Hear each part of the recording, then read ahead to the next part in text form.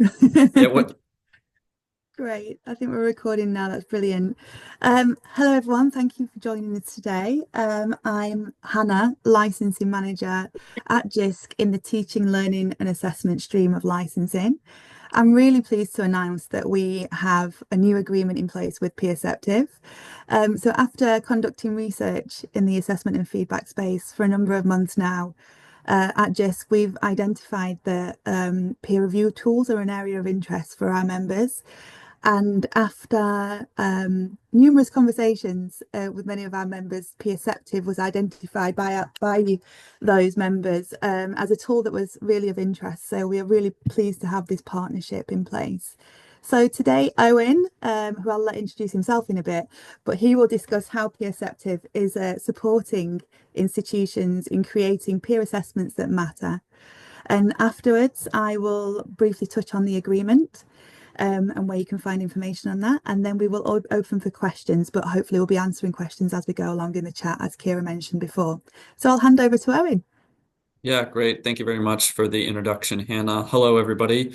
My name is Dr. Owen Britton. In another life, I did a master's degree and a PhD in England. I did my master's degree at the University of Newcastle, as it happened. So if there's any Geordies out there who are still flying high from the Carabao Cup win, I'm right there with you. And apologies to any Liverpudlians for bringing it up again. But what I'm going to do is I'm going to go ahead and share my screen. And if Kira or Hannah could just give me a thumbs up that they see a PowerPoint. Perfect. Great. So I'm really excited to be speaking with all of you today. As Hannah mentioned, there really seems to be a desire for peer learning and peer assessment tools in the markets that Jisc serves. So we're really happy to be sending this to you.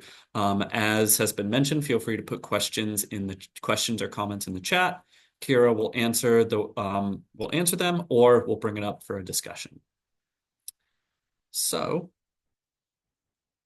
a good place to start is that Peerceptiv is a peer learning platform. It integrates with all major LMSs using LTI 1.3 Advantage. So it'll be single sign-on for all of your users. We have the ability to sync over your roster and your groups. And we have the ability to pass scores, marks, grades, kind of whatever you want to call it, directly back into the grade book. And that actually brings up a good point. As you maybe can hear from my accent and Kira's accent, we are both Americans, so you may hear some American terminology like grades, rather than something that's perhaps a little bit more familiar to yourself. So please just give me a little bit of grace on that.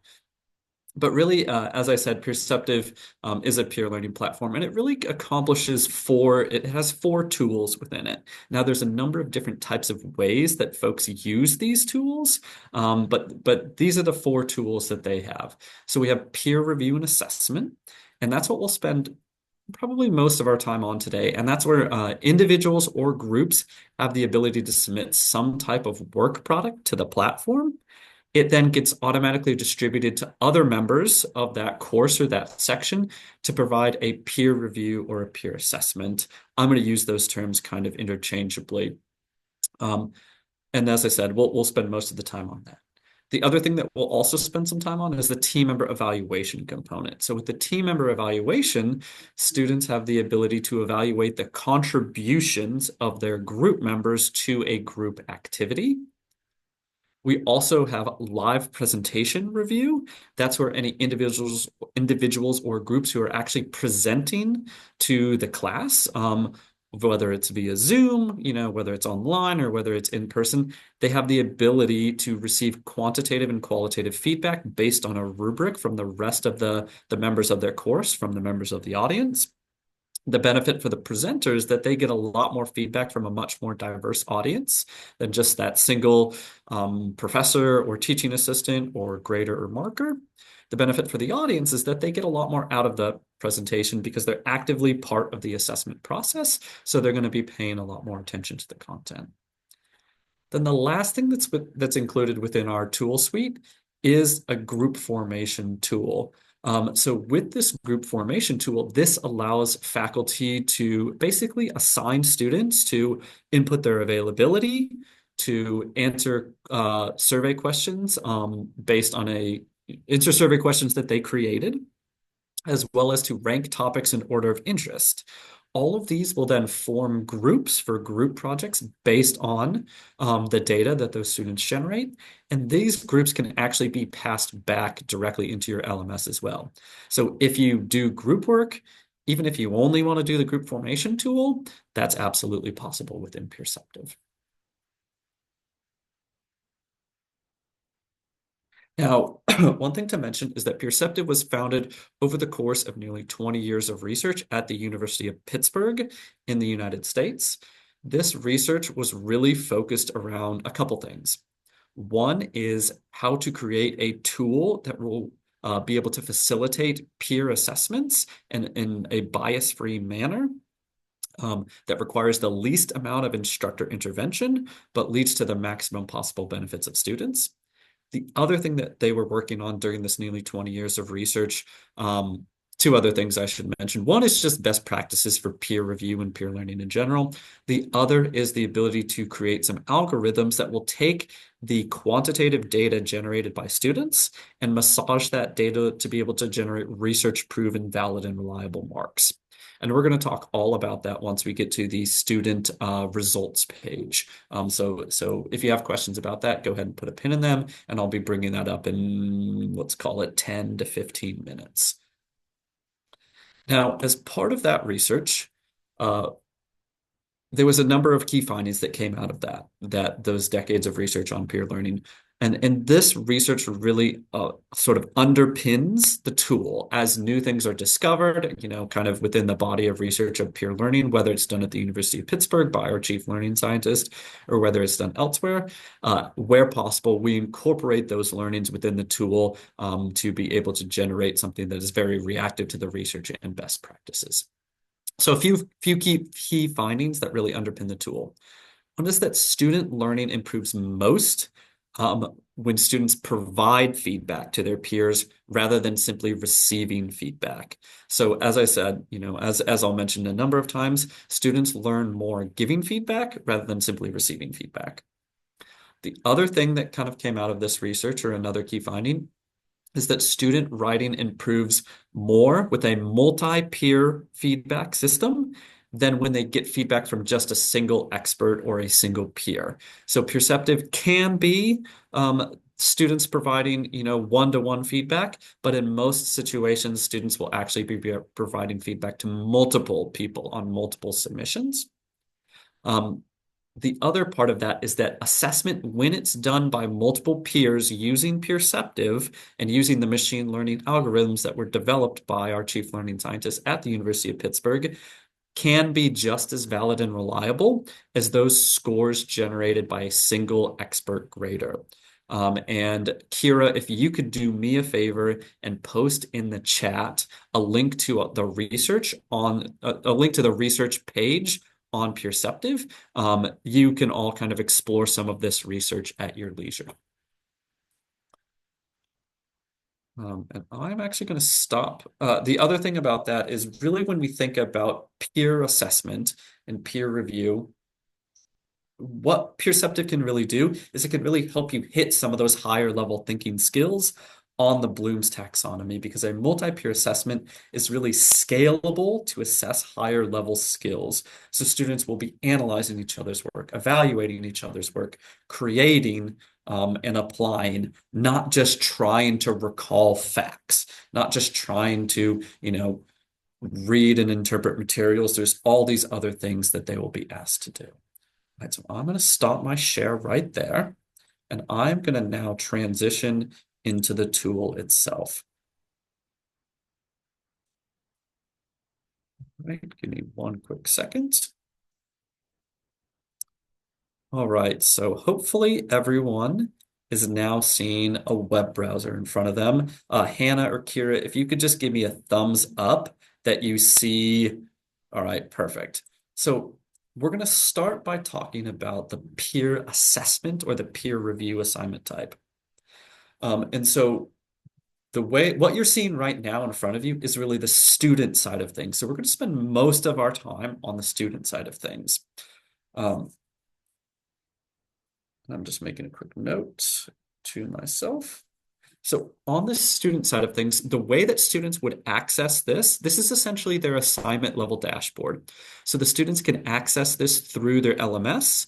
Essentially, they would click on the link to the assignment in their LMS, and it would launch them to this page directly. If we're integrated in your LMS, they would not need a username and password. We don't drop them just somewhere random in Peerceptiv. We take them right to the assignment. So they essentially click on the link to the assignment in their LMS. And then we have this one-click navigation button that will actually take them to whatever the next step is in their assignment. So really in 2 clicks, they can be doing their activity. Now, you don't have to have us integrated in your LMS. Many folks don't. And with that, they would just have to log in using a username and password. So we can really work with you depending on where you're at in terms of that. But this is a typical peer assessment assignment. And when I say peer assessment, what I mean and what it means in sort of Peerceptiv lingo is some type of submission of work to the platform. So a typical peer assessment assignment involves some type of submission to the platform, either from a group or from an individual. Once they've done that, the next step in the process is to do any number of peer reviews as determined by the instructor or the faculty member that set up the assignment, or the instructional designer. So this could be as few as 1 or as many as 10. We typically see somewhere between 2 to 4, and our default is actually 3. And this is a great example of the research really underpinning the tool. So the reason our default is 3 is that the research indicates that 3 is often, not always, but often the ideal number of peer reviews to assign students, because research shows that students learn more giving feedback rather than simply receiving feedback. So they'll get the chance to look at multiple students' perspectives and multiple ways that students tackled the same problem. 3 is also not so many that the students get bogged down and the law of diminishing returns start to kick in, where the quality of the review might start to drop on the 4th review or the 5th review. So again, 3 is our default, but you really have the option to be anywhere from 1 to 10, and 2 to 4 is most common. Now that could be the end of the assignment right there. The students submit, they do their peer reviews, and then they get their results. But there's 2 additional steps that the faculty could enable if they think it would be beneficial to their assignment. So those 2 steps are the feedback step, as well as the reflect step. If the faculty enables it, then it's required of the student. So it's not the student's option to have it, it's the faculty or the instructor option to have it. So with the feedback step involves students receiving all of their anonymous comments, rating how helpful they found those comments to be, and replying back to every single one of them.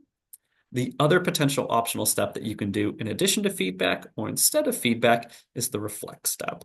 And on the reflect step, what happens is the students receive all of their results, but before their assignment is considered to be complete, they have to answer a series of open-ended questions to get them to reflect on their results and really engage with them in a meaningful way, to determine sort of what that path might be forward for the next draft or the next assignment.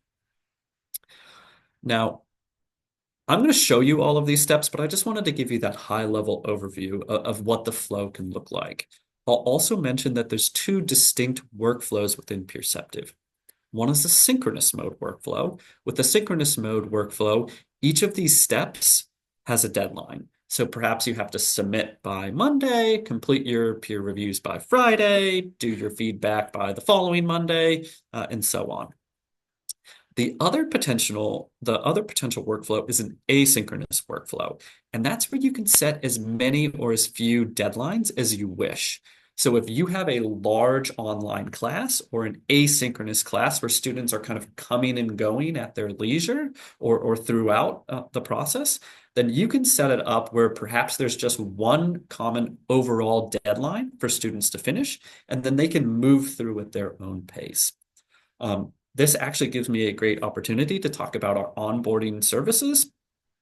We have the staff and we have the capacity to meet with every single individual faculty member to hands-on help them set this up. So we will quite literally get on a Zoom meeting with you and click the buttons to set up all of your assignments with you. And as part of that process, we'll speak with you and we'll help you determine what might be best. Should there be a feedback step or should there not be a feedback step? Do you want reflect on or do you want it off? Should this be an asynchronous assignment or a synchronous mode assignment? So we can be very hands-on or hands-off with that onboarding process. Excuse me. So that brings me back, and now I'm going to show you each of these individual steps. That being said, Excuse me. just Sorry, Owen. I see we have a raised hand. I will allow them to ask their question. okay. Jacqueline, it looks like your hand is raised, so go ahead.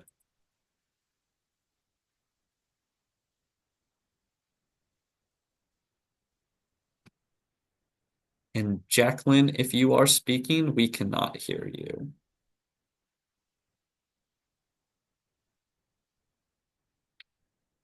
We still are not able to hear you, Jacqueline. So maybe if you could put your question in the chat, Kira can answer it via chat, or she can just tell me what that question is, and then I'm happy to address it. Yes, feel free to go ahead and put any questions in the chat rather than waiting for us to call on you, and I'll just answer them there. Great. Thank Thank you. you very much. Thanks, Jacqueline.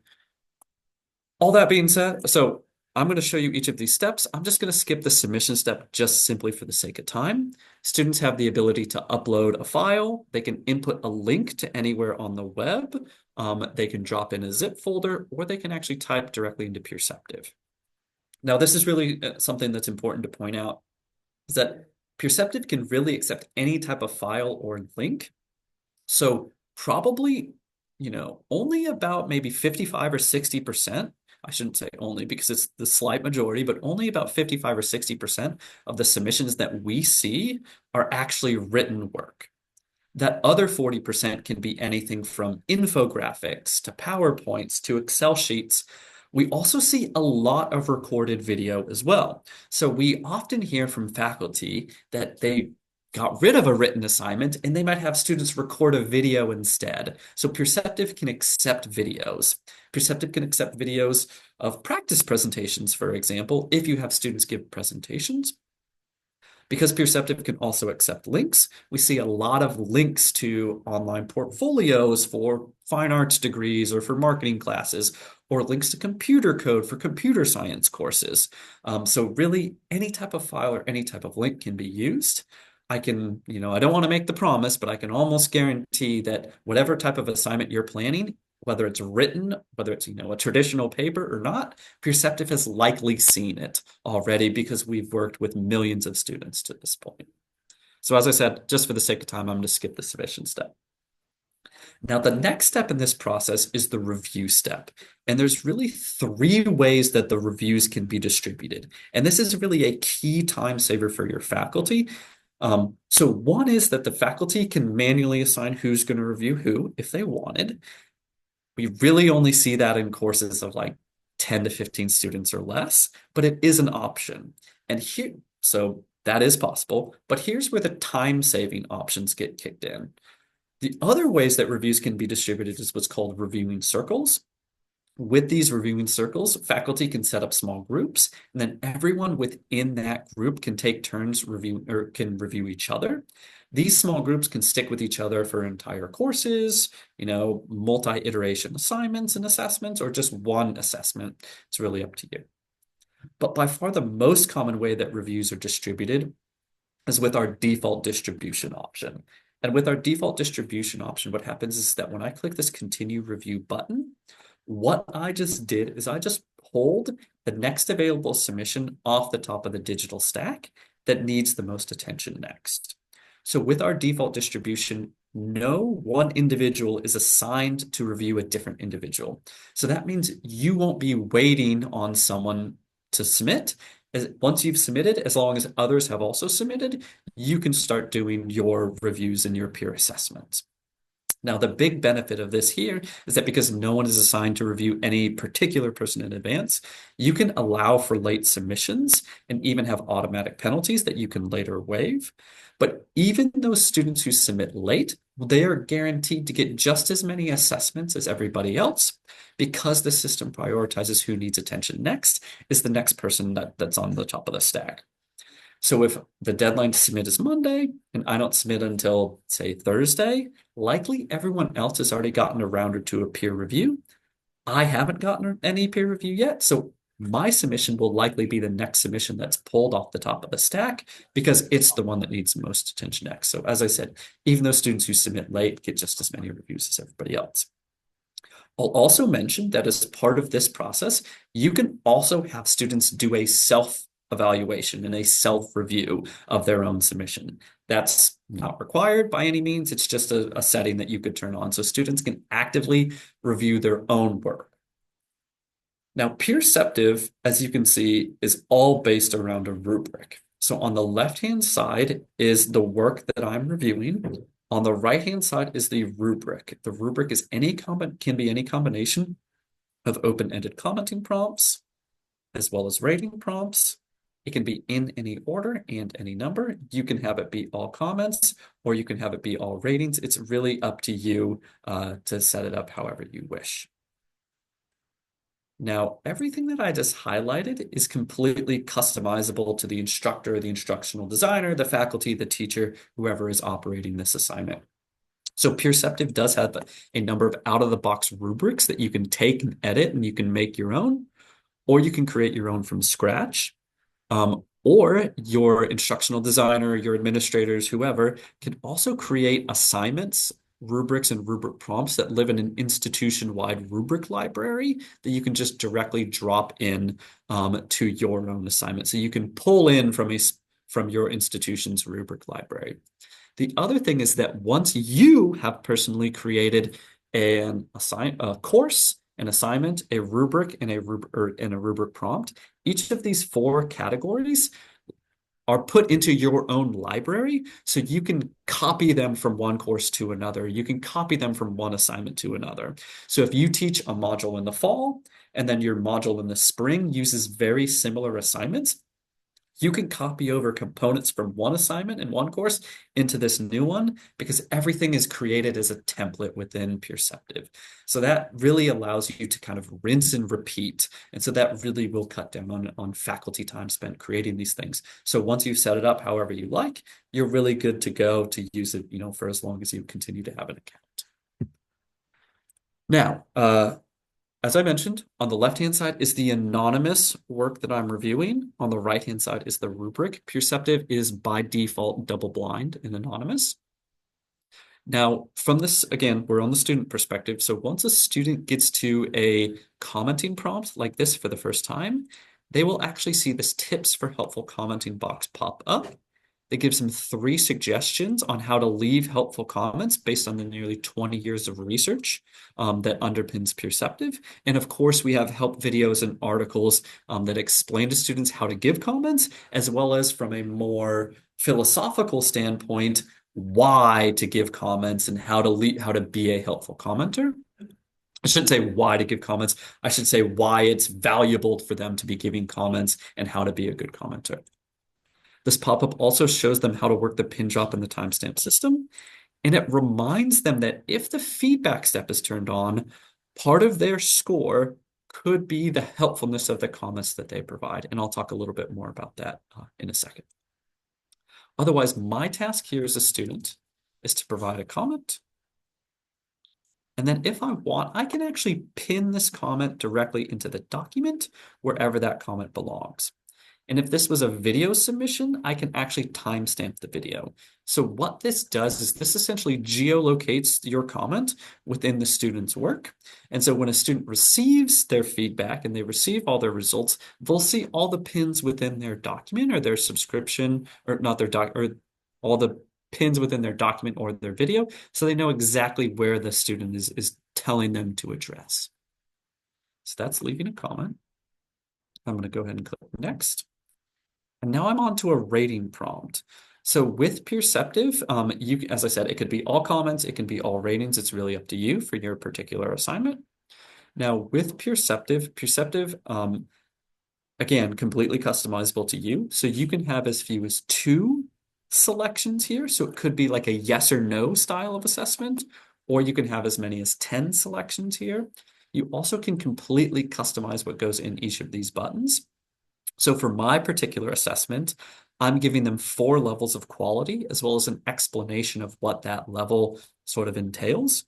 But you could, give them 5 levels of quality or 6 or 7. You also can completely customize what goes in these. So yours could just say excellent, good, fair, poor, or it can be a 2-sentence description of what that quality level looks or maybe a phrase, or maybe up here you want to include a link to an example of 4-level work.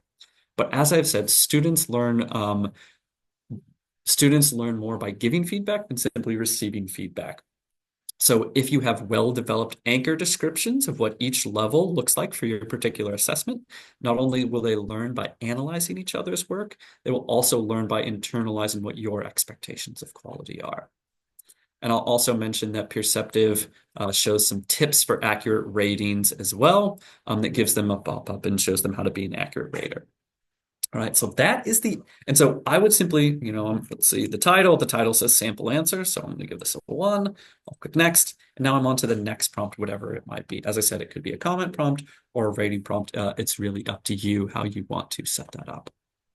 So the students would simply work through the rest of the rubric for this particular assignment.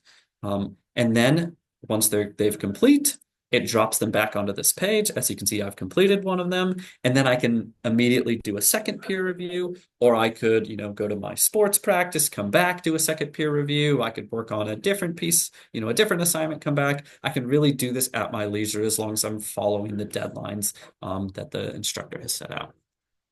So that is the act of giving the peer review. So as I said, that could be the end of the assignment. Submit, do your reviews, get your results. But there are these 2 additional optional steps that I mentioned. So I'm going to start by showing you the feedback step. So on the feedback step, what happens is that you actually receive all of your anonymous comments from your anonymous reviewers, and you're tasked with rating how helpful you found those comments and leaving a comment back. So this really kind of helps, formalize this bias-free nature of Peerceptiv, because it is, agnostic to the people that you're providing these reviews and the reviews that you're giving. So you can see the prompt that your anonymous reviewer was answering. You can see the comment that they provided. This is just a sample comment, so it's not particularly long. If I click this button, it will actually scroll me down in the document to where that comment belongs. Or if it is a video submission, it would fast forward or rewind me. Then my task here is to rate how helpful I found this particular comment and to leave a comment back. So what this step really does is this step helps facilitate an academic dialogue between submitter and reviewer. It holds the original reviewer accountable to be leaving quality comments because they're actively scoring the quality of those comments. And it helps students get better at giving and receiving feedback because they actually get feedback on the feedback that they gave. So what we often see is that the students are really able to improve their evaluation and their reviewing skills because they're getting feedback from the people that they gave feedback to. So this is the feedback step. Very straightforward. You get all of your anonymous comments and you reply to all of them. And I should also mention, if nothing else with this step, it guarantees that students actually take the time to read all of the comments that they got and not just get their score and then move on. All right, so I'm going to stop acting as this student just so that I can really quickly go to a different student to show you what the reflection stage looks like. So on the reflection stage, the students receive all of their anonymous comments. They see all of their ratings and they can see their submission as well. And they're just asked a series of open-ended questions to get them to engage with these results and really think deeply about them moving forward. So it really helps kind of crystallize some of this feedback and this knowledge. All right. So that is the full act of what students do. They submit, they provide a review, Then there's a potential for a feedback step if the faculty or if the instructor wants it. Then there's the potential for the reflect step if the instructors want it. And now I'm going to show you what the results page looks like. So give me one quick second. I'm just moving to an assignment that has all of their results. Give me one quick second. All right, so this is what the students would see as their results. When we had a good question, are students able to see the feedback they receive before they complete their reviews? Students able to receive the feedback that they got before they complete the reviews. That's the question, yeah. Yes. So students, I'm trying to think of it. So students are not able to see the feedback on the reviews that they gave until the results page, if that's the question.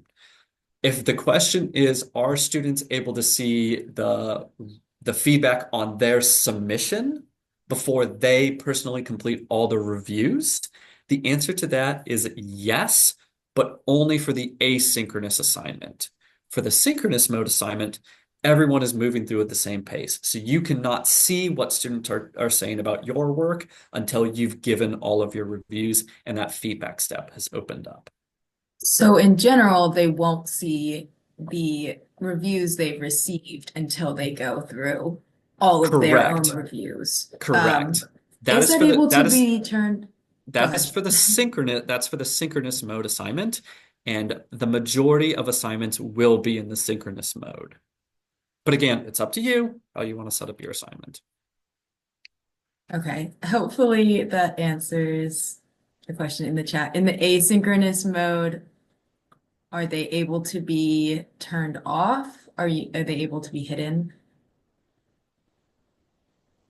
That is an answer that I don't have, but I'm 80% sure the answer is no, because it's an asynchronous mode assignment. Students are moving through at their own pace. Hopefully that answers the question in the chat. Thank you for the questions. I'll keep Perfect. answering them in the chat. Great. Thank you very much for bubbling that up, Kira. All right, so this is the student, and Kira, thumbs up, we're still looking at the results page, right? Great. All right, so this is the student results page. So on the right-hand side is a repository of all of the comments that the students received, and they can filter by the comment prompt. So as I said, we've already guaranteed that they engage with all of their comments if the reflect step or the feedback step is turned on, but here's where they can revisit them later on in the course or later on in the year. This middle card says how they performed on average according to the ratings. So they can see areas where they did really well, as well as areas where there's room for improvement. And if they click this more button, they can see where they fell on the rubric and what they need to do in order to level up that particular skill or ability. Then the other thing that you can do is that when you set up your rubrics, you can actually tag all of your rating prompts with a supplemental learning material that will get automatically delivered to the students if they score below a threshold that you set. So in this instance, I told the system when I was creating my rubric that any student who gets a 2 or below on this narrative purpose rating prompt should automatically be shown this help resource right here. When I click on this help resource, it takes me to a blog on narrative writing. But these help resources are determined by the faculty. So this could be a link back into your LMS. It could be a link to a YouTube video. It could be a link to a file they've uploaded, a worksheet, an electronic chapter in an ebook. We've even had some faculty record videos of themselves saying, it looks like you struggled with writing your thesis statement. Here are the 5 most important things to think about when it comes to writing a thesis statement. So the best part about this is that this automatically provides those help resources to students based on the areas where they need it from the rubric. And it does this without the students having to ask for help. It automatically gives them. So it really scales out the ability for students to get individualized support based on where they need it. What we often hear from instructors is that at the end of assignments, they get a lot less emails asking for help because the help resources they might have normally sent out via email, they've already pre-uploaded to be automatically delivered to those students. And if the students do poorly in multiple areas, they'll get multiple help resources. All right. Last thing to mention on this page is what Americans would call grading, would call grades, but you might call scores or marks or what have you. So there's a number of different ways that you can do the scoring for Peerceptiv.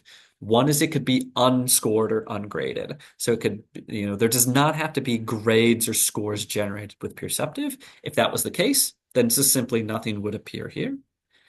Another way that you can do scoring is just participation. So as long as the students take the time to complete each component of Peerceptiv, they get however many points it's worth.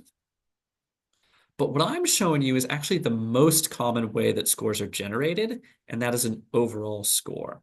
This overall score takes into account any combination of these four components, each of which can be given more or less weight, and each of which can actually be turned off. So these four components are the submission score. So that's the quality of the work that you or your group submitted to be peer reviewed or peer assessed. Then these three components are all the quality of the peer assessment that you did. So as you can see, you can give different weights to each of these. So if this is a summative assignment, you might want to turn your submission score up and turn these components down. Or if it's more of a formative assignment, you might want to turn the submission score down or even all the way off and turn these components up. Now, these components are the task score. So task is just, did you complete each component within Peerceptiv? Helpfulness is the helpfulness of the comments that you provided on that feedback step. So this is the helpfulness of the comments as determined on the feedback step. Then the last component of this is the accuracy score. And so this is really the secret sauce behind Peerceptiv. So your accuracy score is a measurement of how accurate you were as a peer reviewer. And again, developed over the course of nearly 20 years of research at the University of Pittsburgh, the accuracy score, basically what it does is it does a statistical comparative analysis to see how you rated common documents that other students rated. So if Kira, Hannah, and myself all reviewed TED, the system would compare how Hannah rated TED versus how Kira rated TED versus how I rated TED.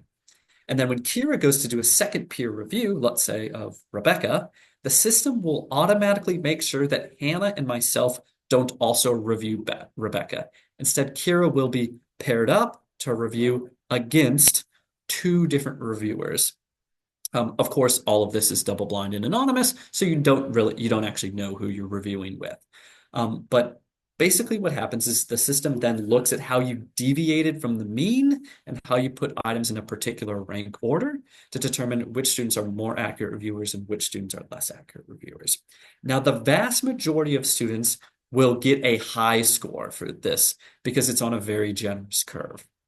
But what this does is the system helps ensure the quality and fidelity of the reviews, because the students who are deviating wildly from their peers, they're going to get lower accuracy scores. Similarly, if there's any, let's say, abnormal ratings or scores, the system will also has the ability to take that into account. So if I complete all of my reviews at 11:59 p.m. right at the deadline, and I just give everyone 5s across the board, my accuracy score is going to drop significantly because of that abnormal scoring pattern and because I will be deviating from what my peers are giving me. One thing just really quickly to underline, as I mentioned, you do not have to have accuracy play any part of the score that the students get. This is simply optional. Now, what also happens when you have an accuracy score is that gives more or less weight to the reviews that you gave based on how accurate your scoring is. So in the same scenario, let's say that the system determines that Hannah is a very accurate reviewer. Kira is decently accurate, and unfortunately, I'm not accurate at all because I just gave everyone 5s across the board at 11:59 p.m. Then Hannah and Kira would have a much greater impact on TED's submission score and on TED's average rating scores, because the system is actually calibrating for accuracy and controlling for the fact that different students are stronger peer reviewers than others. So that's how Peerceptiv is able to generate research-proven, valid, and reliable grades, because we do actually take accuracy into account when determining the submission score and the average rating scores. So this is actually a bit of a misnomer. This is more like accuracy-adjusted average rating scores. Now, everything that I've described up until this point has required zero instructor intervention other than actually setting up the assignment.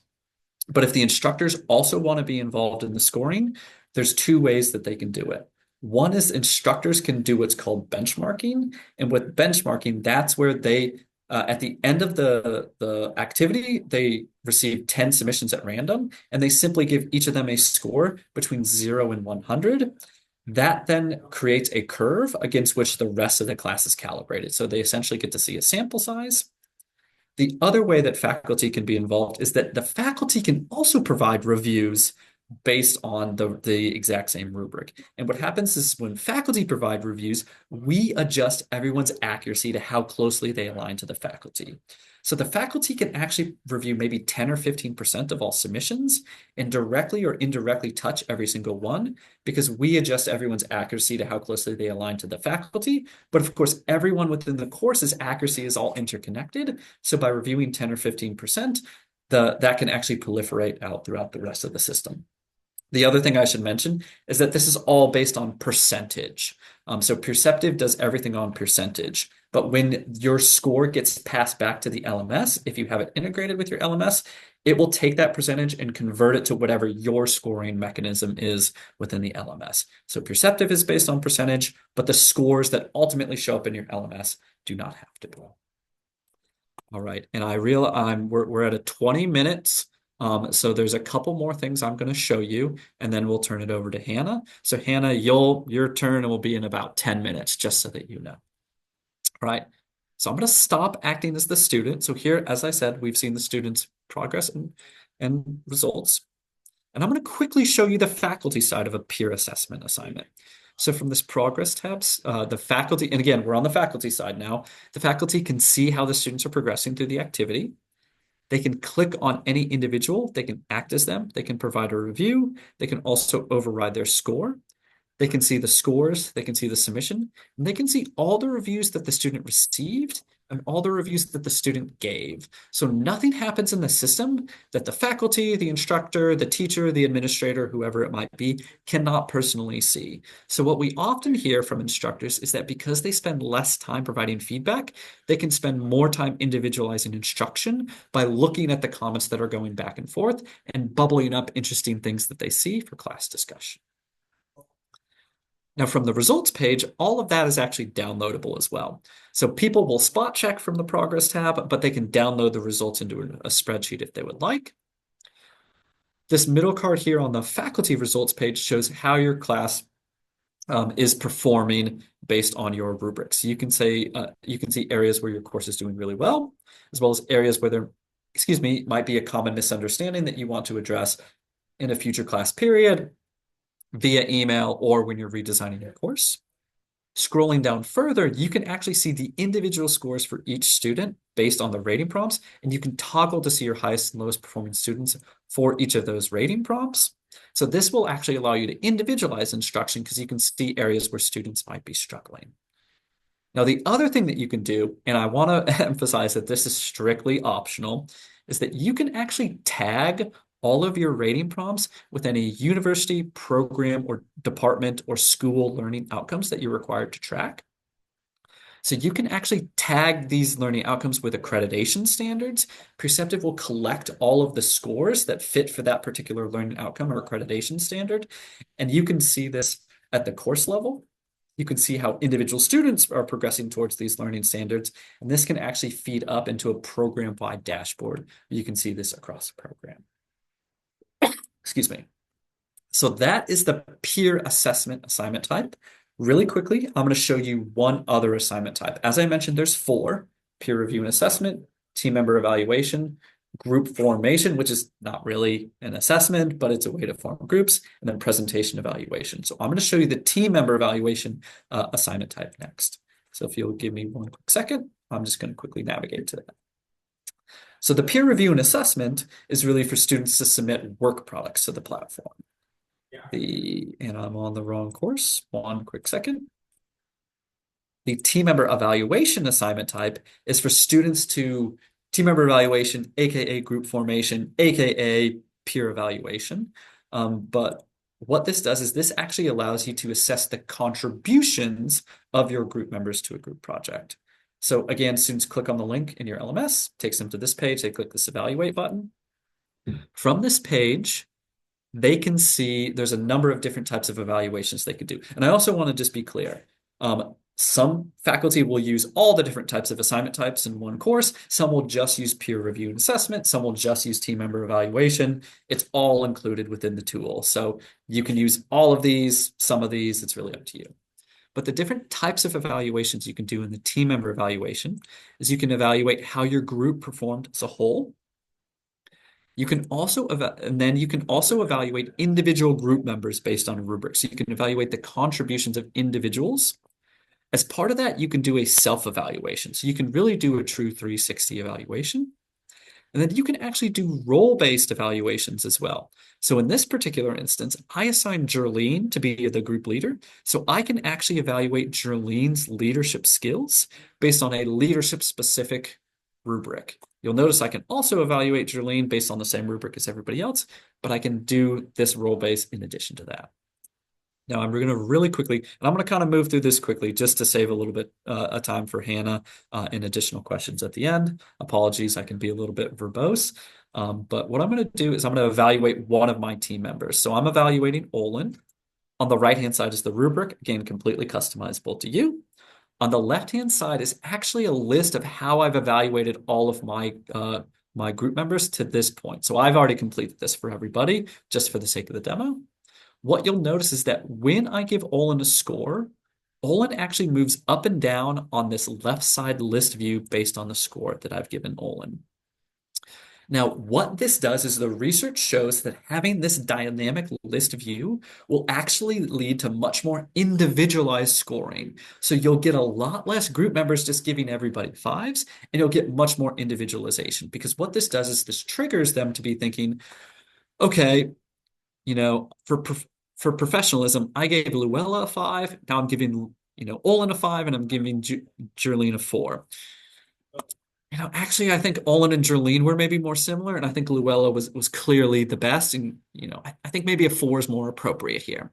And so, as you can see, that will trigger students to be thinking more on a relative basis. Now, there's nothing stopping them from giving multiple people the same scores. If multiple people are deserving of 5s, obviously they can give each other 5s, but this will lead to much more individualization. And so I should also really quickly mention that no one can actually see this list view besides the student who is providing the evaluation and the faculty member. So Olin would never see that I gave Olin a 5 for professionalism and I gave Luella a 5. Instead, they just get the average at the end. So I'm just going to click through the assignment, the rubric, giving some scores kind of at random, just for the sake of this. And so you can, with the team member evaluations, you can do ratings and comments. So my rubric just happens to have one overall comment prompt at the end that the students would receive anonymously, but you can actually pair up ratings and comments. So you could have students rate someone's work ethic, and then the next prompt might be explain why you gave the rating that you did. So that is a common way that Peerceptiv is used. But again, that's just not how I set up my rubric. So I'll click next, I'll click finish. Now that drops me onto my evaluations dashboard where I can see the total scores that I've now given each of my group members. So I could look at this and say, well, I'm giving Luella and Olin the same score. I think Luella was a little bit stronger. Maybe I was a bit too harsh. I'm going to go in and I'm going to change this. Students can change this as many times as they want up until the deadline, because no one will actually see how their group members evaluated them until the deadline hits and until everything is finalized. So no one can see how each other evaluated each other. All right, so I'm going to stop acting as a student. And in 2 minutes or less, I'm going to show you the student results page. So on the student results side of things, clicked the wrong student. I'm just navigating to the student results page. Give me one quick second. Now, on the student results side of things, this is what the students see at the end.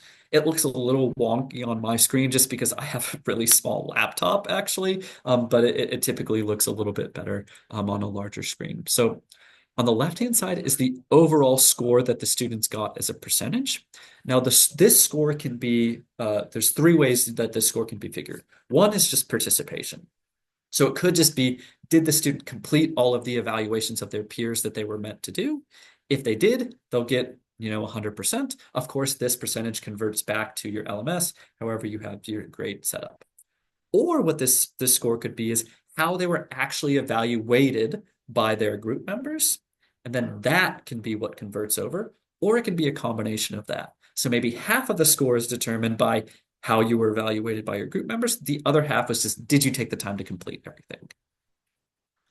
Now, scrolling down below that, you have these different data overlays. So these different data, each of these points on the web diagram is a distinct rating prompt on the rubric. So I can see what my peers scored me on average versus what perhaps the class average is. And if I would have done a self-evaluation, I can see how I scored myself. So this just gives students kind of a little bit of granularity within the scores. Scrolling down further, I can actually get more granularity on that. So each of these subheadings like professionalism and communication are a rating prompt within the rubric. So I can see what my peers scored me for professionalism versus what the class average was versus kind of where I fell on the rubric. And if there was a self-evaluation, I would see that as well. And then scrolling down further, you can actually see all of the anonymous comments that your group members gave you as well. One other little bit of complexity before I turn it over to Hannah is that this is our standard team member evaluation, but we actually just released another way of doing team member evaluations, and that's a points allocation system. With this points allocation system, what you actually can do is you can have students divide up 100, or each individual is given 100 points, and then they're tasked with dividing up those 100 points to the rest of their members of their group. So it's kind of like who should get how much of the pie based on their contributions. So if you give one student more points, that means you have to give some less. So that can also be a way that you do assessment for team member evaluations. All right, so I'm going to stop there. And what I'm going to do is I'm going to go ahead and turn it over to Hannah. Give me one quick second, Hannah. I am going to share the PowerPoint. And I'm going to get to your section. The other thing I should mention is, Kira, can you please do me a favor and put my email address within the chat? If folks have questions about Peerceptiv, feel free to email me. I can also send you short videos of each of these different tools, as well as the tools that I didn't have the time to show you, and we can follow it that way as well. Everyone will receive the recording, but if you want some more sort of personalized back and forth, happy to set that up. Otherwise, I'm turning it over to Hannah. Hannah, is your PowerPoint showing? Great. I'm going to be incredibly quick, so we've got plenty of time for questions. I hope many of the members who are on this call will hopefully know me, perhaps at least in passing, and you're always welcome to email me directly, and I'll put my email in the chat as well, so you can ask me any questions about the license. The Peerceptiv webpage is live on the CHESS website. The agreement start date is the 1st of April. It is a 2-year coterminous license, but there is pro-ratering available if you're not ready by the 1st of April 2025. There's HE pricing available at a very generous 25% discount offered by Peerceptiv to our members, and further discounted rate to our FE members as well. For all the IT asset managers out there, you'll be happy to know that home use rights are available through the license. And also another really great aspect of this license is that if you have campuses abroad, it's available to all transnational campuses that are associated with your institution. There is a discounted pilot price. For one term, the pilot price is incredibly competitive. It is based per student per head to offer greater flexibility rather than just having a one set pilot price and then having to pay for a bunch of students. You can do it per student. Yeah, the next slide, please, Owen. Yes. So when you can access the agreement web pages on the CHESS website, you just search the agreement in the search bar and it will pop up with the pricing. I'm not publishing the pricing here today, just simply because this is going to be a public webinar and pricing is locked down for our members. So the way that the tables are set up, there are prices for higher education institutions in bands. So you look at how many students you want to purchase for, and then the price associated with that band of students to offer flexibility to see if you want it for a department or the whole institution. So if you would like to purchase a site license, that will be based on your HESA numbers at the point of purchase or the point of entry into the perpetual license. Also, another great feature that Peerceptiv have offered in the license is modules. And so if a module is described as A unit refers to a discrete component of a course or program, usually lasting for one teaching period. I can provide more information about what a module consists of. If you want to contact me, my email address is above the information on modules on the pricing tables on the website. But yes, for much smaller numbers of students at a competitive price for smaller teaching areas to use the tool. And I will open up for questions now because I don't want to take any more time with the license. You can contact me anytime.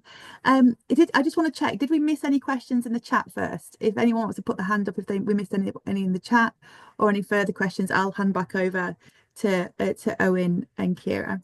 Thank you so much, everyone. Thank you very much for that, Hannah. And while we're waiting for folks to continue to add questions or raise their hand or anything like that, just a quick note on the module part. It's just because there's kind of a lack of consistency about what someone calls a class versus a module versus a course versus what have you. But essentially, a good way of thinking about this is that if you're a faculty member and you teach British history, a British history course in the fall, you can, and no one else in your university wants to use Peerceptiv, but you do, we can serve you. We can provide pricing. We can work with you. Now, if everyone in the history department wants to use Peerceptiv, we can work with you too. So it doesn't have to be an all or nothing decision. We can work with just individual faculty members. We can work with entire departments. We can work with entire universities. We're very much here to meet you where you're at. And if you have any questions about that, Hannah and I can definitely hit on that and we can point you in the right direction. The other thing I'm going to quickly mention before I ask Kira about any additional questions is that I would be more than happy to meet with any of your faculty, with any of your department heads, any instructional designers, anyone in the university, and provide a demo that's a bit more tailored to what you might be interested in. So if you come to me and say, Owen, we teach engineering, we do tons of group work. Can you focus more on the group aspects and let's go into a bit more granularity about that? I would be more than happy to do that. All you have to do is simply email me. With that, I'm going to ask Kira. Kira, is there anything we missed throughout the call, throughout the question, or anything you missed since you did all the work, or anything you want to bubble up just to kind of talk about for the last 4 minutes of this? Yeah, I saw there seemed to be quite a few questions about the accuracy and the reliability. So I just want to briefly touch on that. Yes, based on the research that Peerceptiv's chief learning scientist, Dr. Christian Shun, did, 3 peers are recommended, 3 to 5 peers reviewing each document.